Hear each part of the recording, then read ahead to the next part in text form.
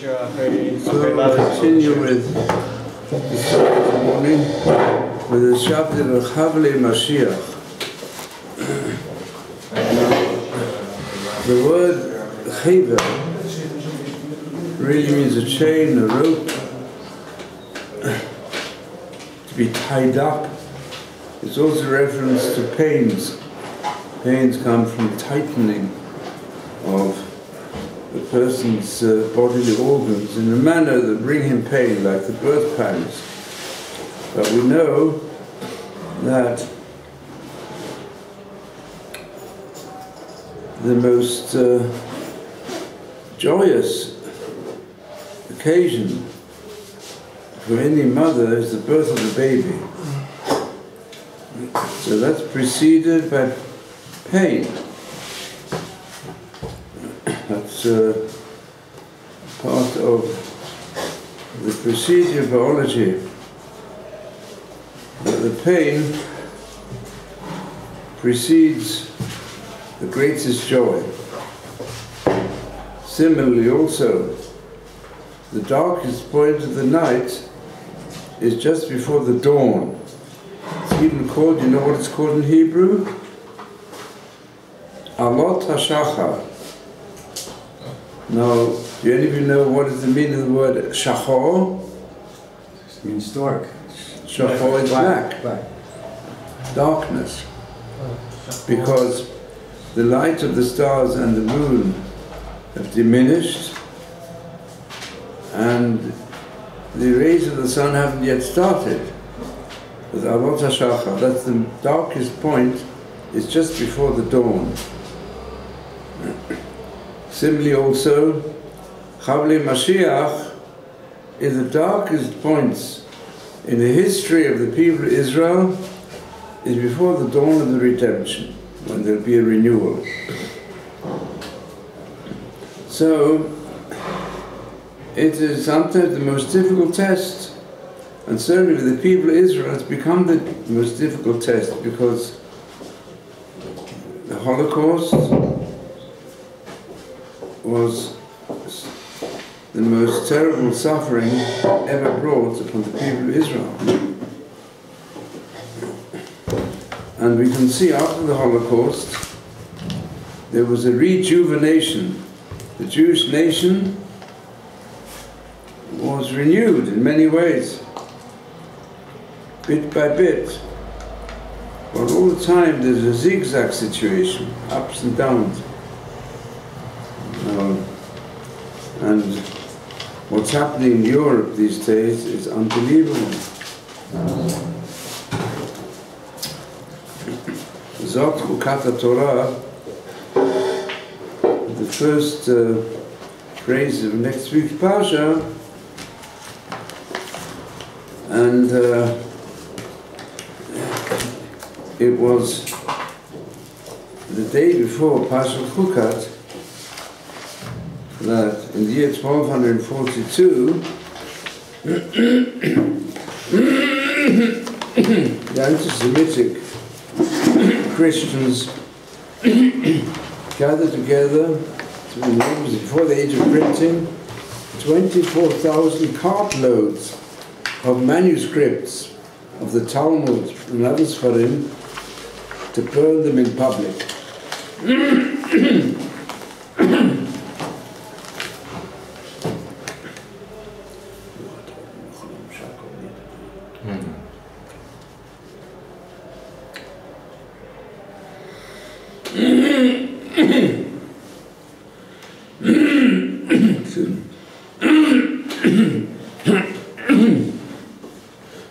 This was one of the darkest dates following the Crusades, the aftermath of the Crusades. A terrible gezerah. And Moshe Chaim Luzzatto says, why did it come about? You know, Moshe Chaim Luzzatto was a great master of the ethics of Torah in his classical work called The Path of the Upright, Mesilat Yesharim, important Musa Sefer. Same time he was also one of the greatest Kabbalists. And he says that it's connected with the coming week's Parsha, where there's a verse which says, "Start Zot Chukat HaTorah." This is the chok of the Torah that describes the law of the red heifer, which is a chok. A chok is accepting the Torah, even if we don't understand it, recognize it comes from the mind of God, which is above the mind of man, and in fact the source of the mind of man. And of course the source is greater than the creature. The creature is the subject and outflow of the Creator. So it's logical that one of the aspects of Torah is chok. And then later in the Parsha there's a pasuk, Zot Chukat HaTorah Kol Asher Ba'oel Mashavat Yamim. It says, this is the statute of the Torah, Adam ki amut bo'oel, when a person dies in a tent. The sages say, this is reference not to the normal physical death, but the ohel is a symbol of the tent of Torah. A person should surround himself with a tent like that of Avraham Avinu, where oil comes from the root to shine, would shine to the light of Torah. How can you reach that level? Only if you kill yourself for it. When you kill yourself, kill your own self-centeredness and recognize that we will reach, as it were, Tchiyat HaMeitim, revival, an inner spiritual revival, each one of us, if we attach our lifestyle to the spiritual lifestyle of the Torah. He said, because people don't dedicate themselves with heart and soul to the Torah, those who are able to, those who are given the background to be able to do so amongst the people of Israel, and instead we dedicate ourselves to just fulfillment of selfishness, pleasures of the self and power of the self, then we suppress the divine image in which man was created. So this is one of the lessons. And therefore,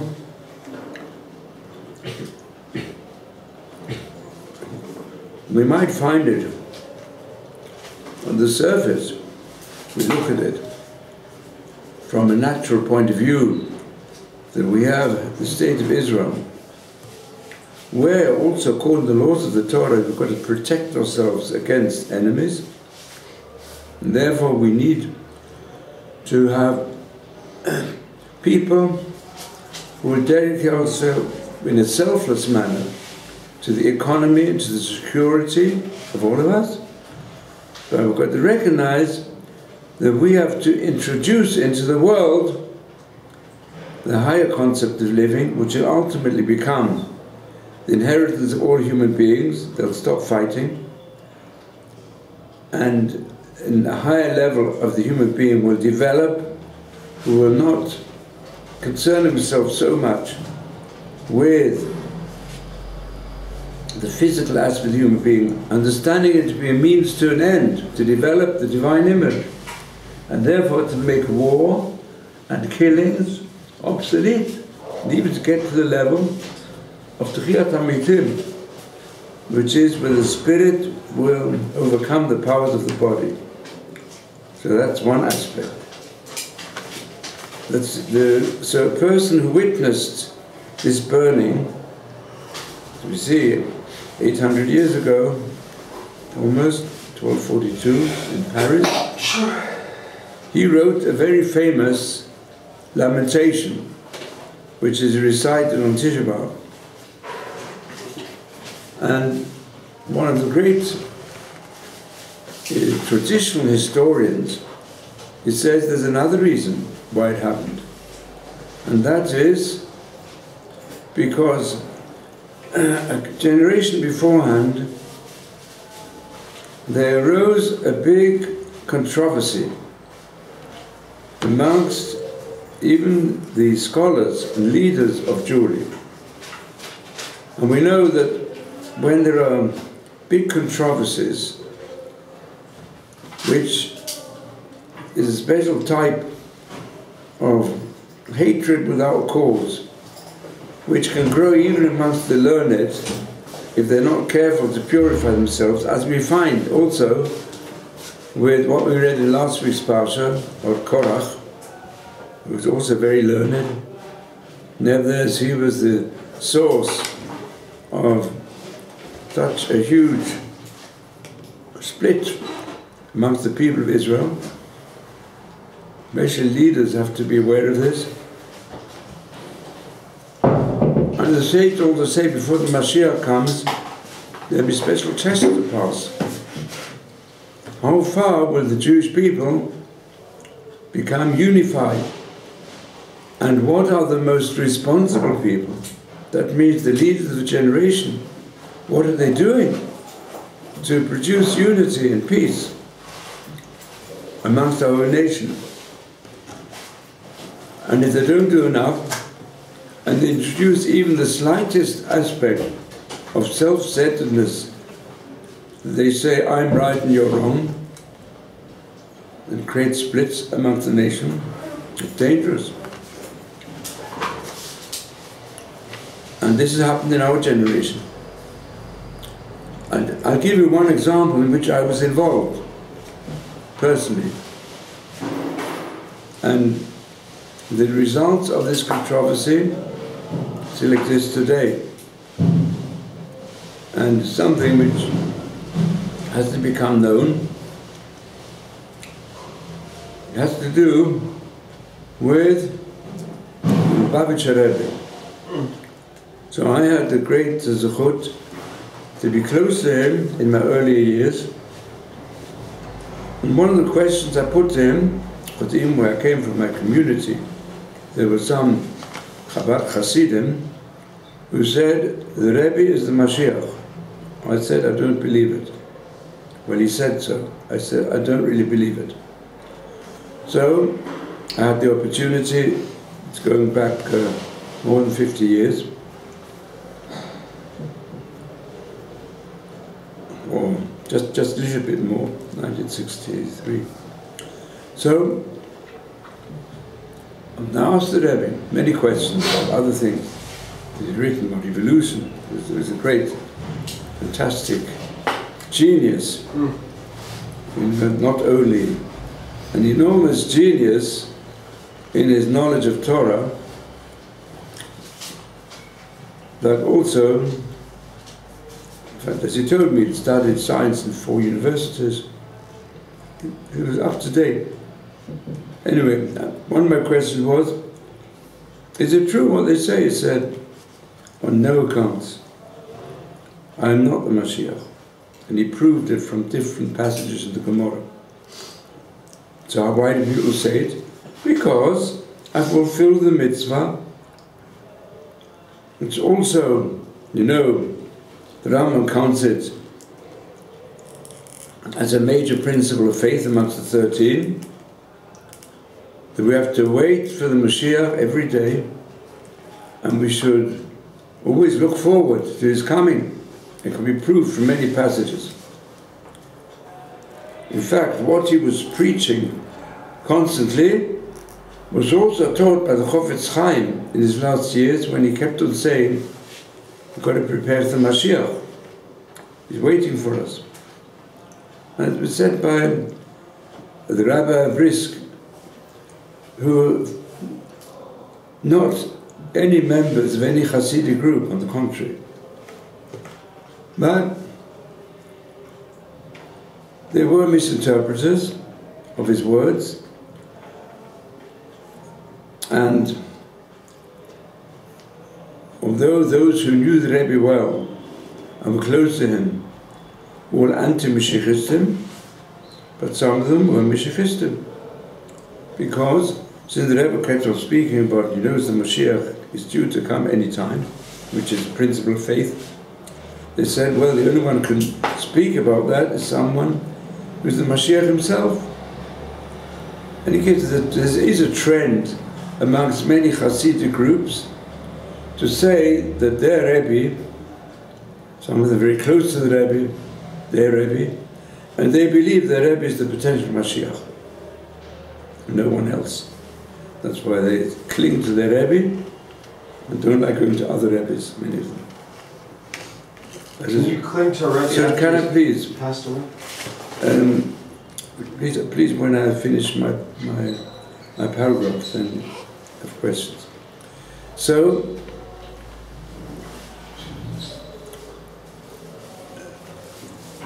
this has its aftermath even today. And why did it? Partly, I think, it's due to Christian influence, because the Chabad Hasidim, by the inspiration of the Rebbe, have and continue to be the strongest movement of Teshuvah in our day, without a doubt. They are the ones who are open to attract Jews in every manner possible, to fulfill the mitzvot, and that is certainly the most important duty of all the Jews who know anything about Judaism, to pass it on to those who don't. And they fulfill it with love and enthusiasm, the love of every Jew. And that's what's needed today. And unfortunately, this is still strong. And it's a remnant from the sin of the golden calf. Because it was the same thing.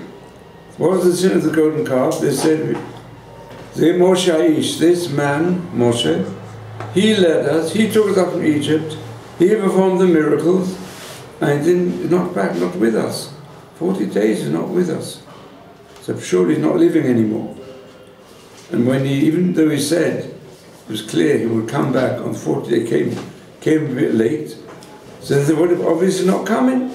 So we have to have a means, a medium between ourselves and the invisible God. And that was even this, at their time, the medium was through the golden calf or whatever. So it continues to be the sin, one of the sins of today. Mashiachistim. And this has caused a split. Among the Hasidim, they try their best, those who are anti-Mashiachistim, to persuade the others. Not always successful. Because, just like I know, for some, I tell you stories about would-be proselytes. I know more than one instance where there was a person who was taught even by Rabbonim or Rebbitzins to prepare for Kibbutz. And in more than one instance, the people who taught them, and they learned very well, some of the frummest ones amongst the would-be Gerim, when a question was asked, do they believe in Jesus? They said, of course. Every time I say a blessing, the Lord. Who's the Lord? The Lord is Jesus. Sometimes they weren't asked. Even such situations where that's how the Jewish missionaries, not Jewish but non-Jewish who became Jews, from a very good Beit Din, they managed to slip through. And afterwards they went ahead and they were leaders in the J4J movement. And there are others who managed to find out beforehand. And the same applies to many of the Mashiachistim. They haven't given up their belief, they just transferred it from Jesus to the Rebbe. And I saw it myself in many instances. The last time was I spoke to the Rebbe, spoke with him a few days before his stroke, because he was a very close friend and gave me this yeshiva and myself many blessings and many aspects of advice. But then he had a stroke, and I will not forget the last time I saw him, when he was just a short time before he died. But they set him up on a platform with the shechistim. He couldn't speak, and he was waving his hands a bit, facing everybody. And I'd already davened mincha before, and I saw them davening mincha. Most of those who watched him, they didn't take their eyes off him all through the mincha prayer. Didn't look at the siddur. There's some of these Hasidim also, they'll go and put a picture of the Rebbe in front of them. They're not supposed to daven in front of a picture of anybody.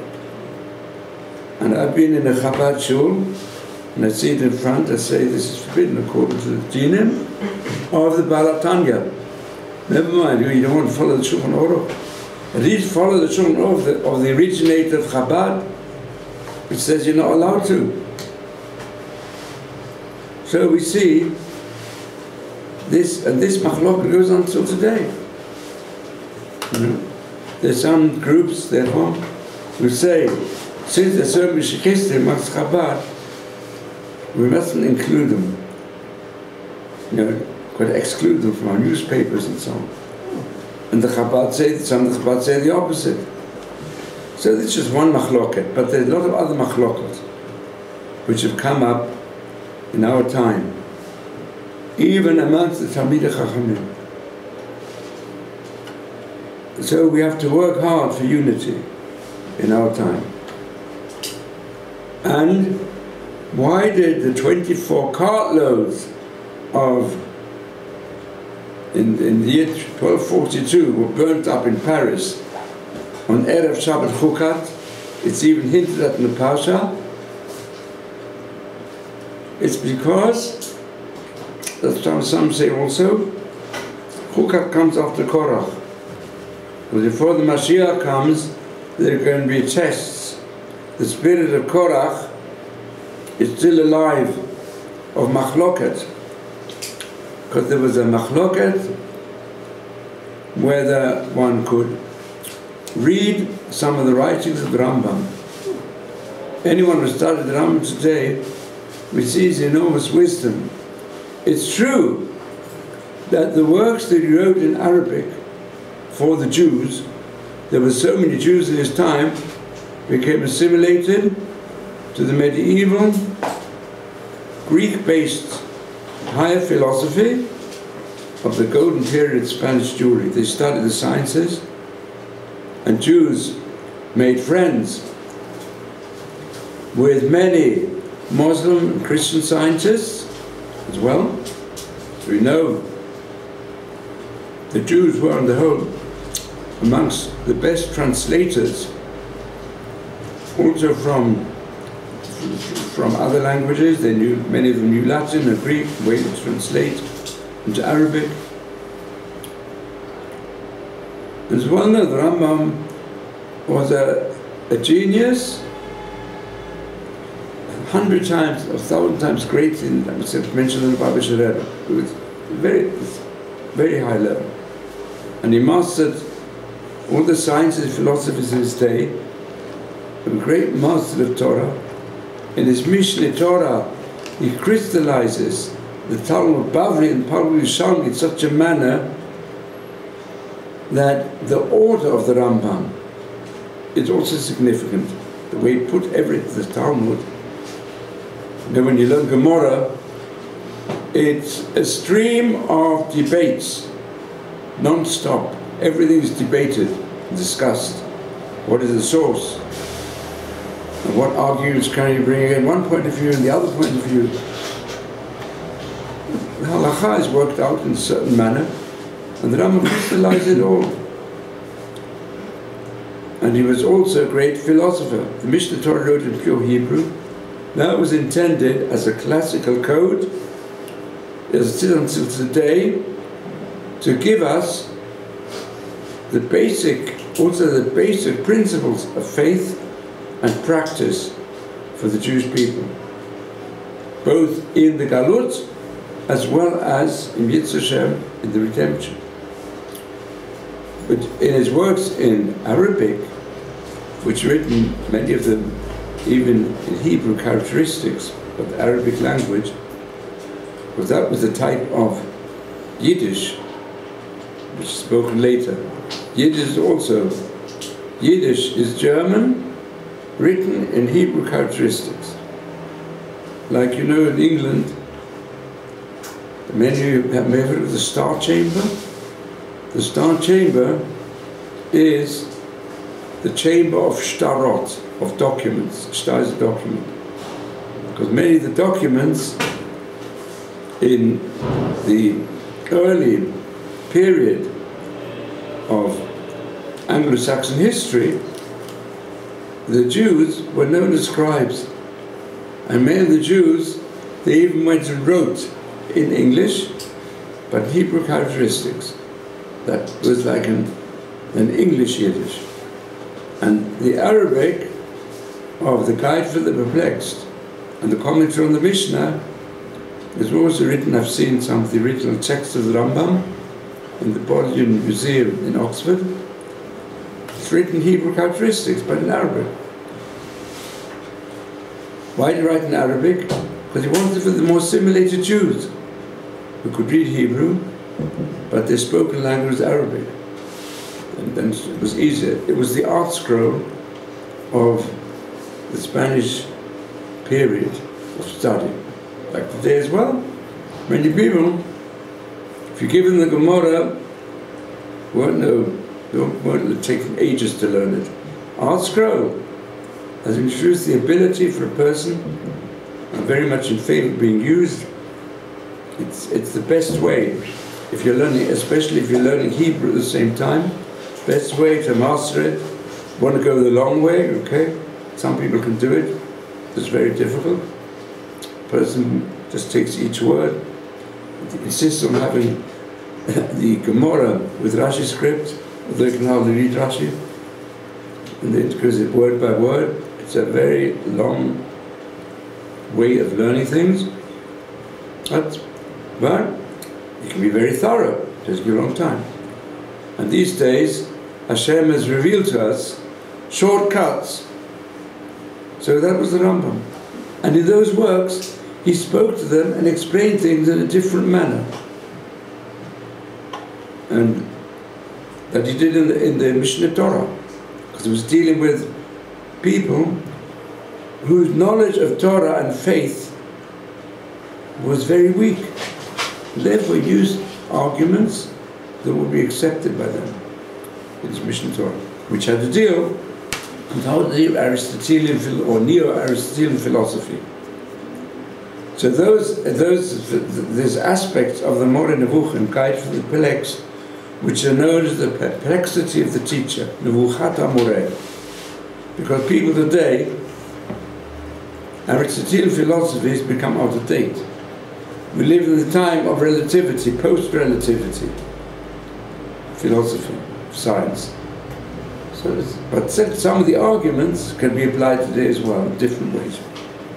So, and a controversy arose. Some people say we're going to ban those books. Mustn't allow them to be read in any of the schools. Because if somebody reads it today, he'll get confused. They were right, because he intended it for people who were confused. Same applies. Therefore they say the argument became so strong between the pro-Maimonides and anti-Maimonides. They weren't really anti-Rambam, but the anti-Maimonides.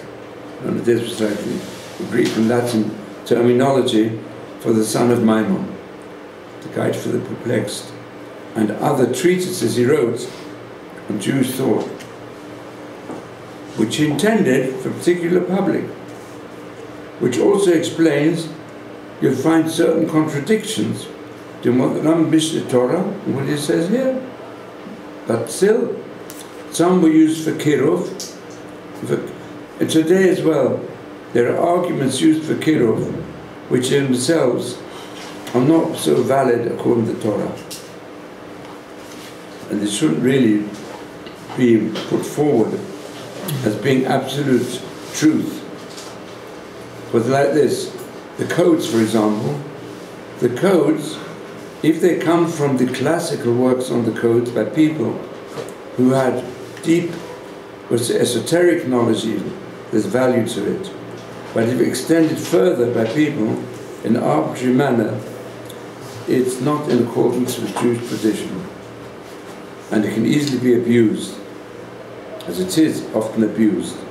Some people say, well, if we're going to make a Jew, he says, well, if there's such things in the Torah, it makes me feel good, and I'll start putting on tefillin because of that. Fine, so you can use it. You should use arguments.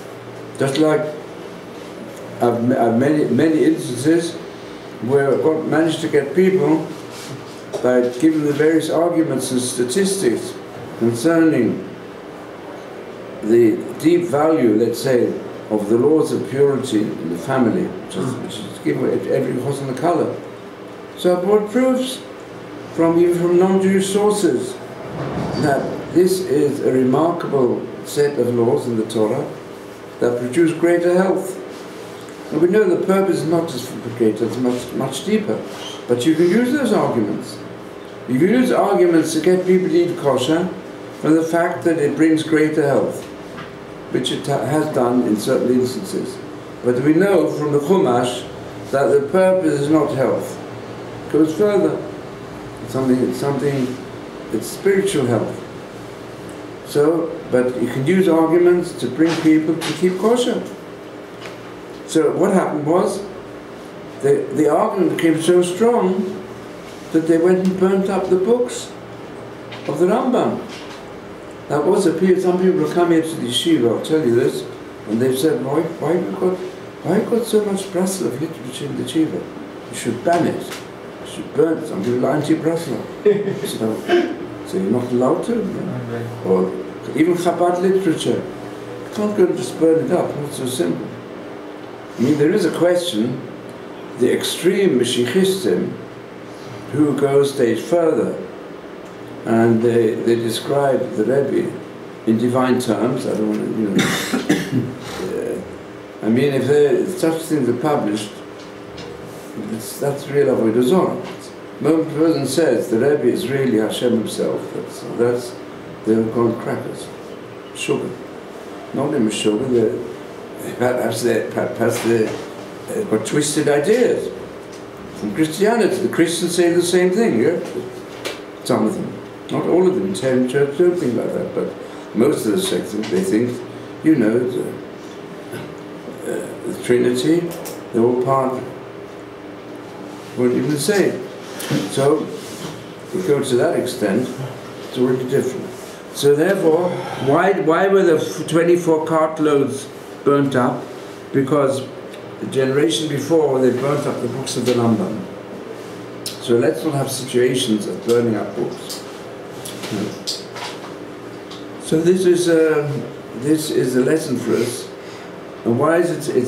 I thought that this is all past history, because I mean the Gezeidah is still on for July the 4th. They're preparing for it, and there's no protest from no ban put upon it, neither from the police nor from the Parliament in England. It's unbelievable. I'm quite sure if there were extreme right-wing Jews who will say, well, like even unfortunately the right-wing Jews who say, well, if the Arabs come and they go and kill people in the middle of tefillah, the only way to give them lessons is to do the same, which is not the right method, according to the Torah. But still some people are hotheads, and they say, well, let's go and attack a mosque. Yeah, well, that will create a conflagration, we know. And, the government here is right to ban this as a top crime, a terrible crime, if anybody threatens to burn up a mosque. Even though from a mosque they preach death to the Jews. But if in London, if the Jewish group would respond by saying, well, if you're going to burn up Talmud, okay, and giving permission for such a demonstration to take place, then please give us permission to make a demonstration against the extreme murderers, the Muslims, who want to kill the Jews. And we won't kill Jews, that they do in Paris. What we're going to do here, we'll burn up the Quran. It would create a worldwide terrible massacre, unfortunately. Yeah, just imagine. I'm quite sure that the Parliament of England, they will forbid it, and the police will forbid it. They won't allow it under any circumstance. Neither give them permission. Does it make sense? Or let us say something else. If some who see the cruelties of Daesh and others, and these extreme Muslims, they'll say, well, if they're burning up the Talmud, yeah. If these extremists would say, no, we won't burn up the Talmud, we'll do something else. We're against the Christians as well, as they are. They're killing Christians all the time, Daesh and others. And they'll say, let's make a demonstration and burn up the New Testament. Parliament would allow it? Of course they wouldn't. So why do they allow this? I'm not sure. Huh? I'm not too sure. Huh? It's got to be banned. Appeal from here. Kol Lashon. Anybody can hear it. Please, especially those from Great Britain, what's happened to the sense of fairness, which is always considered one of the values of Great Britain? And if we think what Great Britain did in the last World War, we stood alone. So you can allow a burning of the Talmud. It's unbelievable. But this is the subject of this coming week's Parsha. So really this is part of the Chavli Mashiach. Now I say what's something else. The word Chavli Mashiach means the birth pangs, and it means the pain, but it also means a chain, a rope. It says in the Pasuk, Yisrael Chevel Nachalato. One of the phrases used in Tehillim concerning the definition of Israel. Israel, after all, means that God rules the world.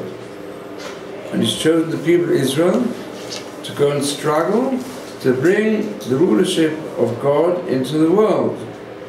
And Yisrael, the people of Israel, and also today we can see the state of Israel, is Chevel Nachalato. It's the chain of His heritage. Hashem has given a mission to the people of Israel that we, all of us, are like a chain. The strength of the chain is in its weakest link. Each Jew individually is part of the chain. Therefore, every Jew has got to cling to his fellow Jews, the other rings in the chain. The chain shouldn't be broken. So let's hope that all the troubles we have today will bring all of us Jews together, because when we have troubles around us, it's natural for people to want to work together. We have such enemies on every side.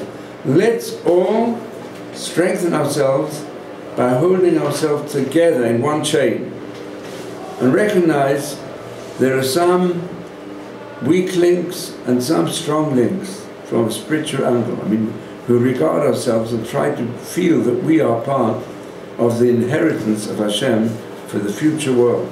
So therefore, let us express love to every Jew, recognize that every Jew must be brought to the power of Torah, and if we Jews will fill ourselves with the light of the Torah and the unity with all our fellow Jews, whoever has a good quality, he should strengthen it and help others to strengthen it. If he's got certain qualities in chesed and doing loving kindness, let him help everybody and not close up. Whatever he can give, whether it's money, whether it's physical effort, whether it's spiritual teaching to others, even more so, if that could be passed on. We have to prepare ourselves to be strong links in order that we will come after the Chevel Nachlo, the Chavle Mashiach, we'll actually have the Mashiach. Okay, now any questions or comments? Please. Yes. What about, like, for example, I mean, what about the really extreme left-wing Jews? What do we do about them? I mean, they hate us. You know, they hate everything about us. They, How do you know? I mean, like... The left, I would say that today there's probably no left-wing Jew who, if we would work on him in the right manner that suits him, can't come from the left to the right, or to the middle. It's even better. Can't find to the middle path. The left Jews, I mean, there's so many left Jews who have become Bali Teshuvah. I've in my life known hundreds of them. Left-wing Jews who changed, became believers in God, and started putting on tefillin, kept everything. We should not give up on anybody. What about, like, George Soros? I mean, this guy spends billions. I'm convinced that if this, whatever he is, if he would be approached, and a few people would work on him in the right way, he could change his approach. People can change it. He doesn't know. They don't. Most of those who are far from Torah, it's not their fault at all. If you think what they've been through, you can understand it. They can be brought back to Torah. When I was your age, when I first came to study here in Israel, also at the time, together with another group of young rabbis who already had my smicha. So we had meetings with many of the heads of the different parties in Israel. There was an agnostic communist party led by a person called Moshe Sneh. And we discussed with him faith. He was a believer in communism. I told him, you've got a good name, Moshe. And also Moshe had his first revelation from the burning bush called the snare. Snare is a burning bush, a bush. So therefore, when we discuss things, I see that you believe in atheistic, totalitarian communism as though it was Torah Moshe. Yeah, that's what you believe. We had a friendly discussion about the truth of the Torah and also the falsehood of atheism. I mean, as I've had the ability in previous years in college and other places just to work in universities in England before I came here, and I worked with many students who were agnostics, and I used to argue with them, and frequently they listened because I read up what's available, non-Jewish literature as well as Jewish literature, and there are many proofs for the existence of Hashem. As you have made a video on it as well. Who is God and how do you know He exists? I bring all these. Go and look it up. So, also wrote about it in my books. So I was able to argue with him. So what happened to him? And before he died, he asked his son to say Kaddish. I met his son became a traditional Jew, and he himself recognized belief in Hashem. I think even last days wanted to fill in, but in any case he recognized his mistakes. The people, they're different, people in different experiences. And there's a person very significant in the first Gulf War, when we wanted to go in sealed rooms, and they were sending scouts over different parts of Israel. And some of the scouts had non-conventional warheads, And it turned out in that war, the government here was under extreme right-wing President Shamir. But the Americans said, you can't participate in our attack on Iraq. That's our condition. We will destroy it. And we all, in those years, wasn't easy in the yeshiva. Every time when we heard the siren, and it was on the radio, it said, in which area is the next Scud going to explode? We all had to run into sealed rooms, with a sealed number of rooms, completely sealed. We shouldn't be affected by the blasts. And it was known as the national pacifier, called Nachman Shai. He was on the radio every time, told everybody, wherever you are, if you're traveling somewhere, stop traveling, get out of your car, out of your bus, and lie flat, not to get killed by the Scots. And we know the Scots destroyed a lot of property. There's even a very famous photograph that came out of a huge house, mansion, in Savion. It's all in ruins, rubble, and underneath the face looks out. Because it didn't kill anybody. Nobody was killed from the Scots, which was a bit of a miracle. In any case, this pacifier, the Purim that followed, the Gulf War, it was the end of Iraq. Yeah, Saddam Hussein was in a pit. He came out, and the Americans had conquered Iraq. So that Purim was a fantastic miracle for all of us, because you could go free. So then I attended, for some reason. I had a nephew also was given an award by a certain group of the best mass media experts and promoters during the war. And Nachman Shai was asked to speak. So he said like this: I was raised in a Shomer kibbutz where the name of God was never mentioned, where no one believed in God, and we're not allowed to, don't bring in religion. We're communists here. That's my Shomer kibbutz. That's where I was raised. And I always thought, God doesn't exist.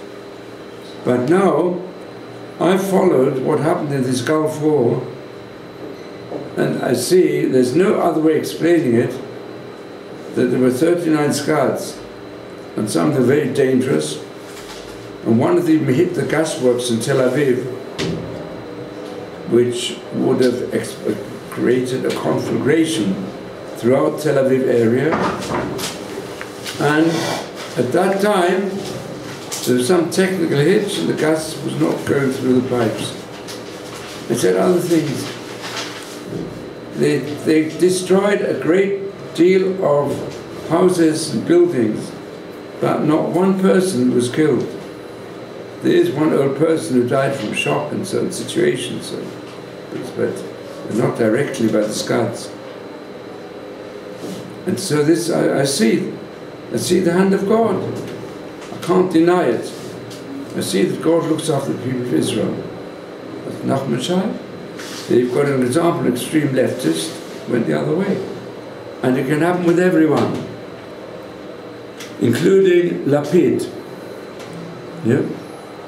I mean, if I'll tell you, I've got so much to see to in the yeshiva, but if I could get hold of Lapid personally, Hashem has given me other people also the koichim. I send other people.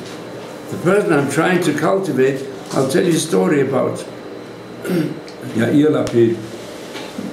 Yair means he'll still bring light. He's got good points in him. There's a person called, second name is Cohen. He's a Cohen, he's a Sofer, he's an Avrech and a Koilum. He was crippled. He went into the army and became quite severely crippled. He was adopted because he went to a Machon Kosher as a cripple, and had to take special exercises.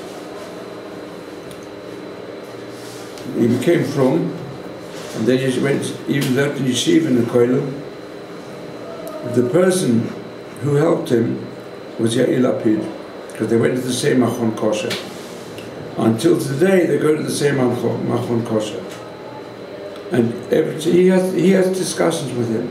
But because Yair Lapid helped him. No, he doesn't mind, he helped him. He became a sofer. He doesn't mind, because he feels he wants to help. Okay, if you understand the background to Yair Lapid, what's the background? His father is a Holocaust survivor himself. His father's ancestors were religious. Maybe Tommy Lapid, his father. Tommy Lapid was a brilliant speaker, and as a result of the Holocaust, to some extent, it weakened his faith. I'll tell you, the faith of the person going through the Holocaust was so severely tested that the majority lost their faith. It's a minority, that some from religious background, some from non-religious background, who were able to survive religiously. Anyone who survived the Holocaust religiously is one of the greatest tzaddikim of our time. Because for Yisum Meshuggah, it says in the Torah, you'll become insane from what happened in the Holocaust. The vast majority of Jews who survived as zombies. And they lost everything. Some of them who managed to be saved by some of the spiritual giants, they helped to get back on their feet. But those who didn't, you can't blame them. If they didn't, it's honest after what they went through.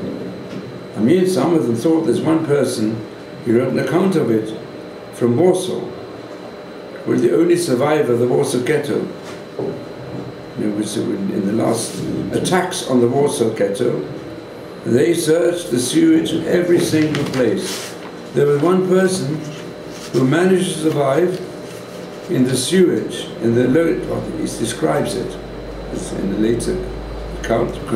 He couldn't. Most of the people who went through the Holocaust could not speak about it for a few decades. It's too difficult. The only way they could live in this world was, as it were, to suppress it to the deepest aspects of the subconscious mind. It shouldn't come up in the conscious mind. It gave them enough in dreams.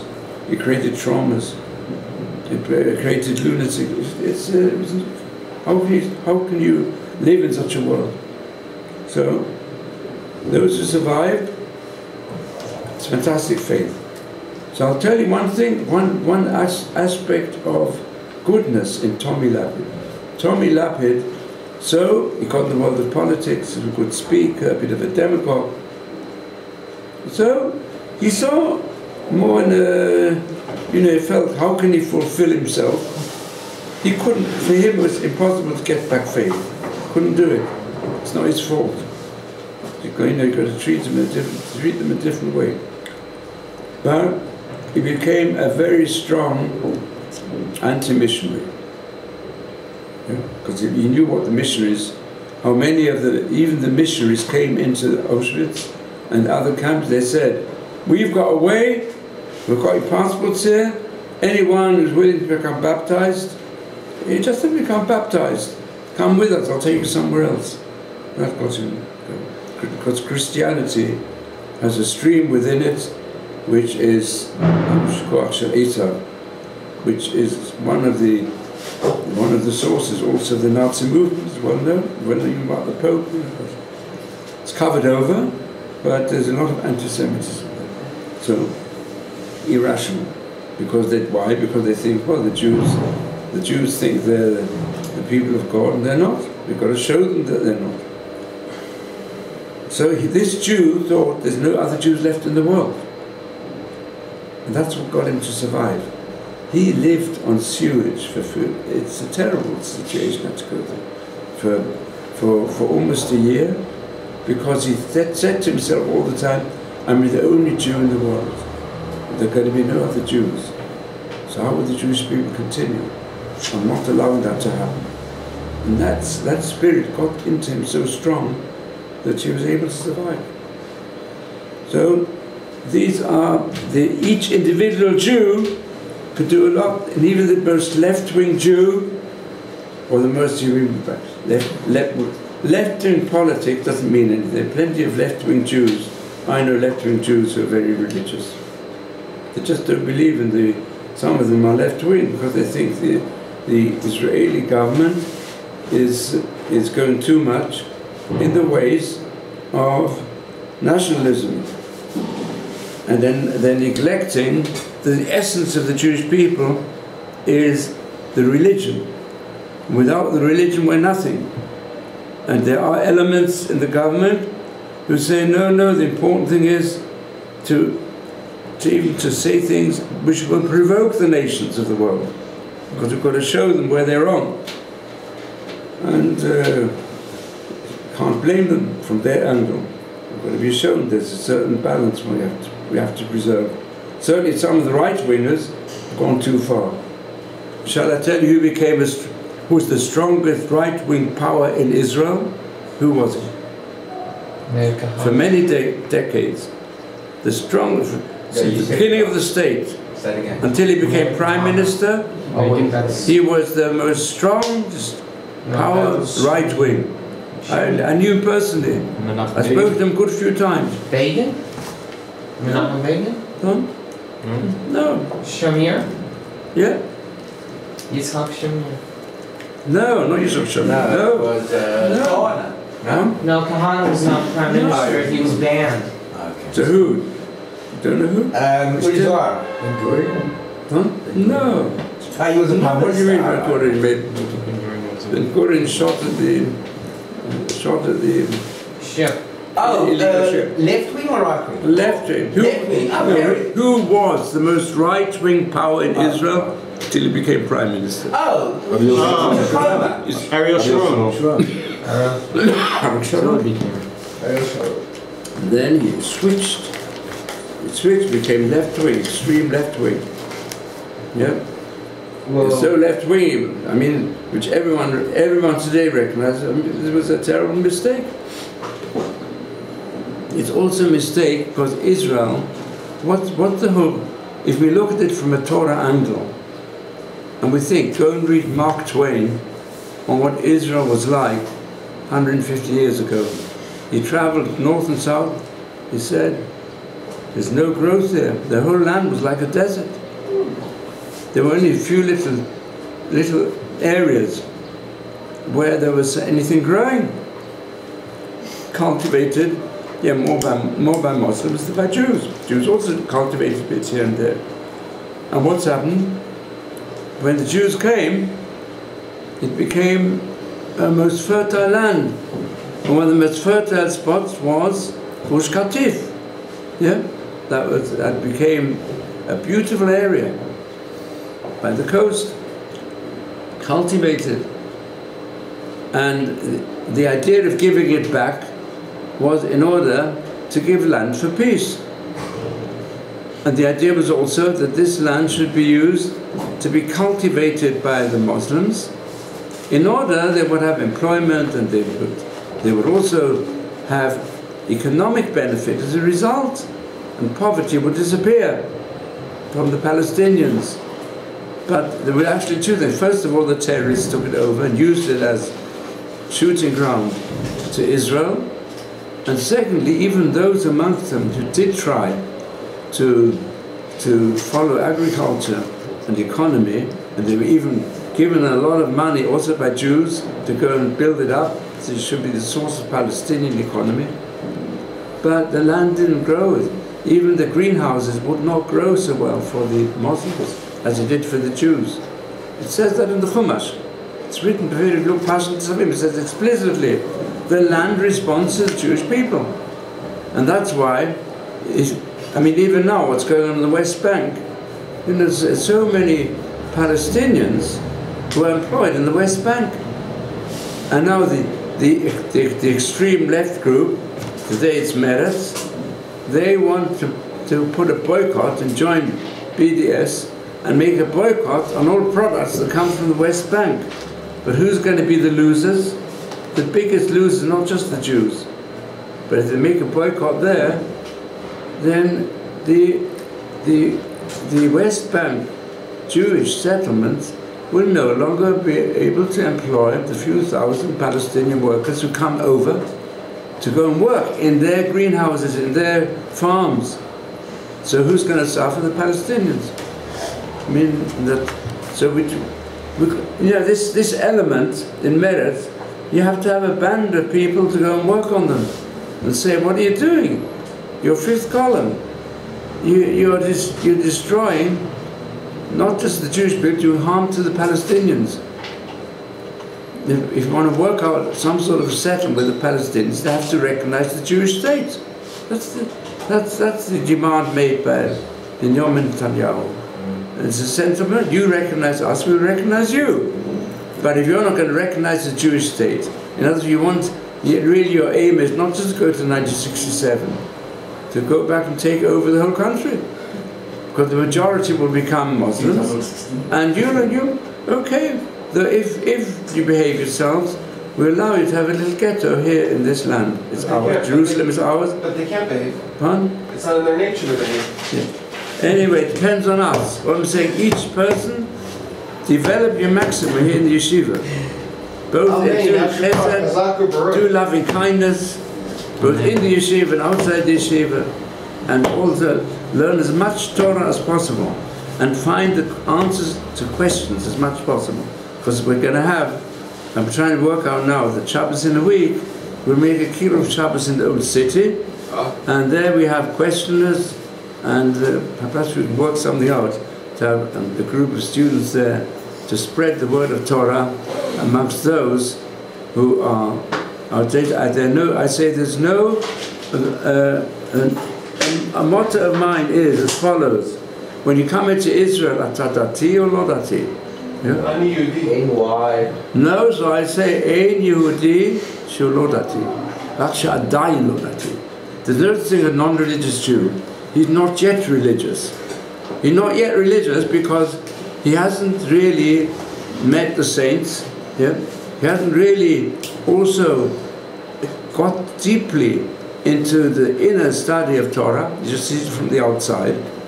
That's it. So we've got to try and get them all to get to the inner aspect of the Jewish people, which is, as we often explain, which is the blue and flag, the blue and white flag, the real blue, and the real Magen David, which is the menorah.